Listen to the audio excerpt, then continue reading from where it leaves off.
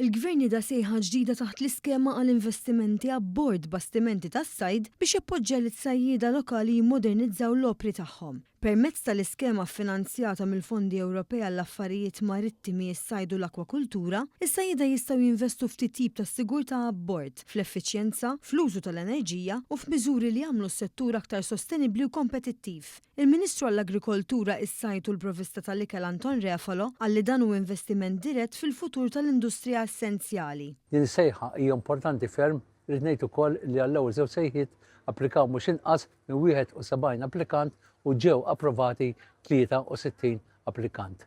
Il-Ministru għall-Fondi Ewropej Kita Zopparditanti enfasizza li l-Fondi Ewropej qed ikomplu jsaħħu u jimmodernizzaw is-settur.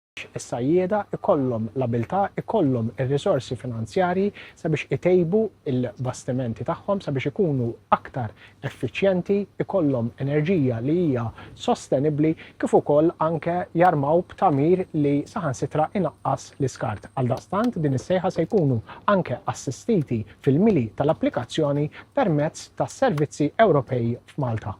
Is-sejħa miftuħa s-sajjieda b'liċenzja MFA jew MFB sa 30 ta' Settembru li ġej. Aktar informazzjoni disponibbli fuq is-sit uffiċjali fondi.eu.